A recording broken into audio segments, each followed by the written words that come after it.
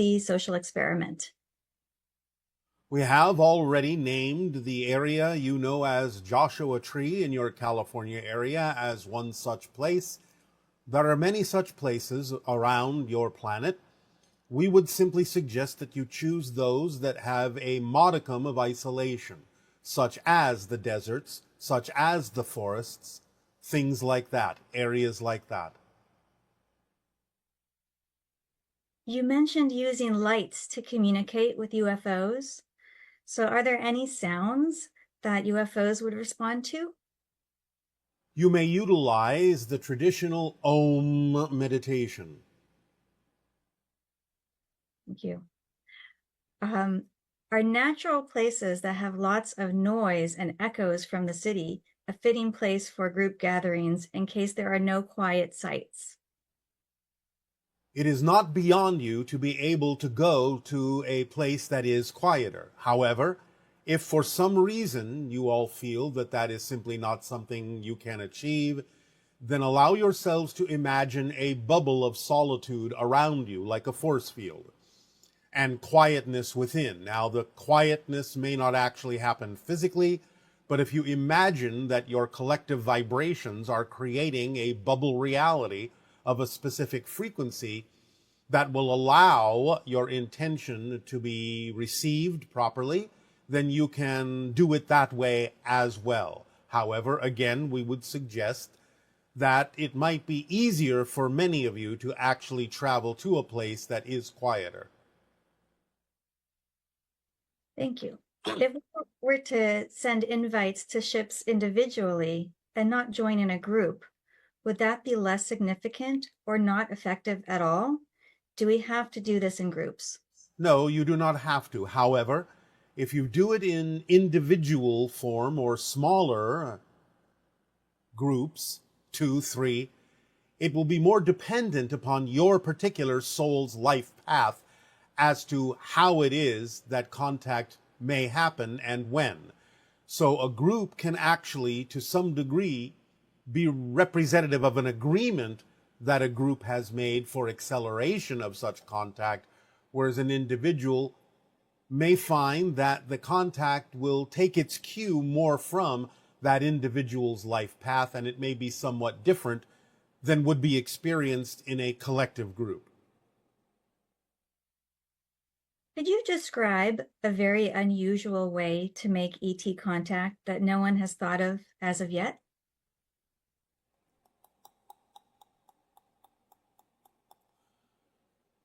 A very unusual way that can occur, but is rare, goes back to the mirror meditation that we talked about some time ago, where you are looking in the reflection of a mirror and understanding that this may be a window into a parallel reality. You can make a slight shift in this meditation by looking in the mirror and imagining that an ET presence will actually make itself known in the reflection. So this is an unusual and rare way that can happen in some parallel realities for initiating the idea of the vibration necessary for contact by using a mirror as a conduit in this way. Once open contact occurs, will it be universally accepted across all fields that humans are aware of ET existence, or will this only occur if people accept and shift to a 5D Earth reality? Well, not 5D physically. 5D is non-physical, but you are tapping into fifth dimensional energy and adding it to your third density vibration physically to create the fourth density physical reality experience. So let us be clear about that. The idea is no, not everyone will be aware of this because, again, you are shifting to different parallel reality versions of Earth, some of which have not agreed to have contact. So there will be those who may exist among you now in the Earth that you are each co-creating that seems similar, but they may diverge into a version of Earth if they are not ready for contact that will not experience contact.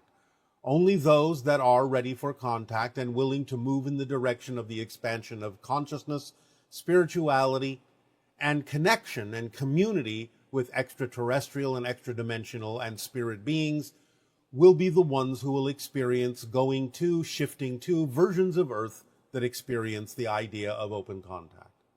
It is not for everyone. Is there a possibility that some of the volunteer groups will include hybrids helping to prepare Earth for first contact? Will any precursors join groups to help us organize efficiently? Also, will any of the ETs that can make us forget that we saw them give us inspiration and ideas to move the first contact mission along? I will generally answer yes to all of that. However, it will be something that may occur more in a few years as opposed to right away. In the beginnings, you may have some help telepathically from the beings that you have mentioned in this question, but they will not necessarily physically join you until sometime in the future to help perpetuate the idea and expand the idea of open contact once you have begun the momentum with their assistance and the assistance of your spirit team and spirit guides and soul family to get the ball rolling and then make the vibration possible for these other beings to come in, hybrids, precursors, when and where necessary in the future to ramp up the vibration and increase the acceleration of the momentum. But that will not happen first. You have to get the ball rolling first. Then they will join you eventually. But I cannot say exactly when this will occur. It will be in the years ahead. Okay. When open contact occurs, will humans with physical ailments who might want to go on long trips on Yael ships or underwater bases be accommodated beyond just food and beverage? For instance, how do you address a human passenger who might need regular kidney dialysis, or a passenger who requires a wheelchair, or a passenger who is blind? And because of complications and because my son did not arrive until almost 43 weeks, we ended up at the hospital having to go through every medical procedure I did not want, that I did not plan for, which ended up resulting in an emergency C-section to save my son and I's life. If you can please help me to understand how I may have created this, how we create the things around the birthing experience, and if you can give any insights on why a soul might choose to come in versus C-section or vaginal birth, and if my son chose this. All of it was chosen by both of you to experience challenges in a way that allows you to drop your insistence and your assumption about how you think things need to happen. So you gave yourself an opportunity to learn a valuable lesson about not being so insistent on the idea of what you typically call a spiritual way of doing things, so that you can validate all pathways as being equally spiritual if they are capable of providing the lessons you need to learn for your soul's growth in this life. So your child helped you understand this by taking you through a completely unexpected series of experiences on the path of birthing something that includes not only the birthing of your child, but the birthing of a new you that will relax your insistence on the way you think things need to go in order to accomplish what you need in this life. It doesn't mean you have to suffer or have to experience pain to do so, but it was a lesson that made you face the idea that sometimes you may be invalidating pathways that actually would be what you actually need for your soul's growth, rather than simply assuming that you can do things in what your society more classically might say is a more spiritual way, as if you should be beyond the idea of experiencing physical reality, which is equally valid to any spiritual experience whatsoever. So it's about relaxing the idea of separating the validation and the validity of spiritual experiences from spirit, and allowing yourself to accept that it is all a spiritual experience and is valid for your soul's growth. And then you may experience the effortlessness of a new path that is more representative of your true self, without invalidating the other paths you think you should be able to be beyond. Hello, guys. Good day, good day. Good day. So good to virtually see you. And you as well. I have been recently very much excited about my life and about valuing myself, and that's a new thing. So yay to me. All right, congratulations. Just catching up, a little slim, a little, just perfect timing. Yes. And I've been having a lot of fun exploring around, being myself.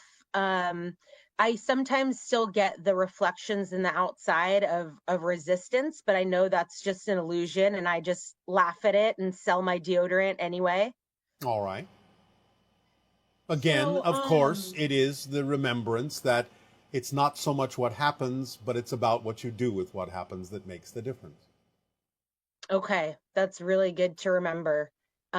Because sometimes I do choose to match that lower frequency, because the negative belief is, well, this is my only option, and that's not true. No, not at all. Never. There's always, always a path for you that works for you, that is representative of your truth. Always. You just have to have the willingness to open up your imagination and creativity to find it or even invent it. Yes. I also think I was buying into a belief, or even a definition about waiting or being in a lull of, okay, I'm waiting for something I prefer, or I'm being myself until something more preferable comes up and I want to interact. And I I was defining waiting for that as a lull and negative, and it's not. It's cool. I'm just going to be me until something shows up that I want to interact with. Yes, and the more that you are willing to be you, you will find that you will accelerate what will come to you.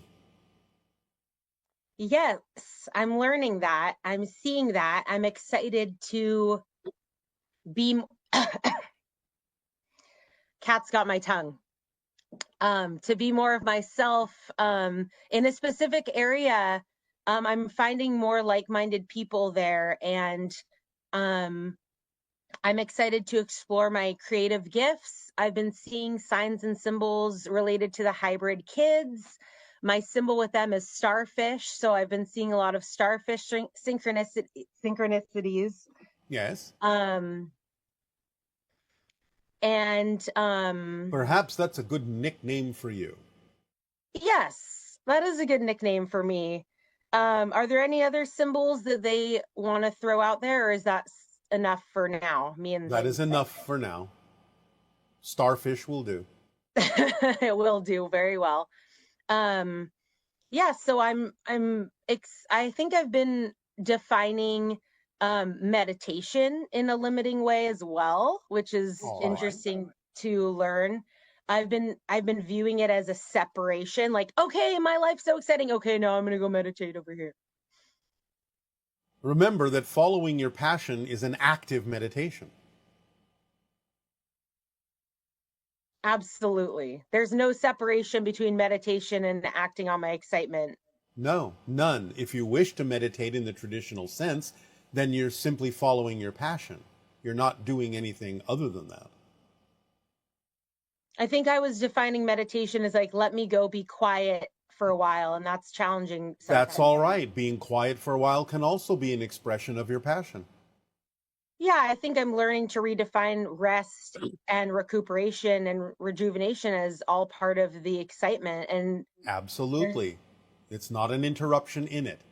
Just as when you are acting on your passion and something may come up within you that represents a negative belief, then you have to understand that that's not an interruption in your excitement. It's part of your excitement to discover that so that you can let it go. So finding that you need rest and recuperation doesn't have to be seen as an interruption in your flow. It can actually be seen as part of your flow.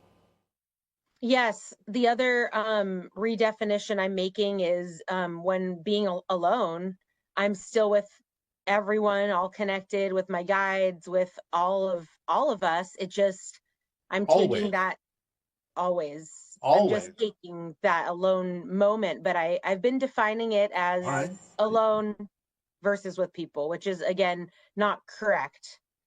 All right. Well, it's not that it's not correct, it's simply a choice. So you can either see it as alone in the sense of separation, or you can see it as all one. It's up to me, It's up 100%. to you. This is all about you understanding how important it is to learn what definitions work for you and what definitions do not.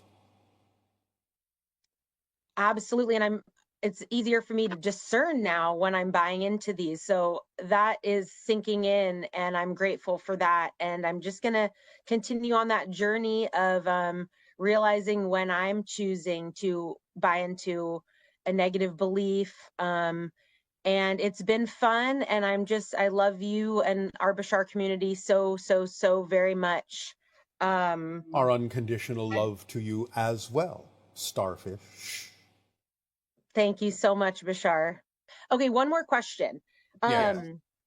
The Pleiadians, they are our cousins and they are likely to visit Earth. Are they more, I know likely is such a relative term, Well, they are visiting Earth quite often. and they are going to be making open contact possibly even before the Yael or with at the same time? That is not absolutely given, but the introduction of hybrids to human society and the introduction of Pleiadians to human society will occur somewhere around the same window of time. It is a little bit challenging at this point to say who will really be first. There may be a mix of things, but nevertheless, both of them are, shall we say, in the running to be up front, or at least within a similar window of time in the introduction of ETs to human society on Earth. Is there any other race of beings that are in the running to be in the first couple? How about letting Earth humans deal with hybrids and Pleiadians first? Sounds great. Good idea. All right. You'll So get glad used to to the be part of different it. species over time. The introductions will happen as humans become ready for them. But let's start simply. Let's start with those that are most like you, so that there is some degree of familiarity in the sense, literally, of the word family. So that way you can absorb their existence, and we will talk a little bit more about this in the upcoming Sedona transmission. Thank you so much, Bashar. I love you so much, and you get free deodorant, and I love you. We thank you. We don't need the deodorant, but we thank you nonetheless. Love you. You as well. Good day. Good day.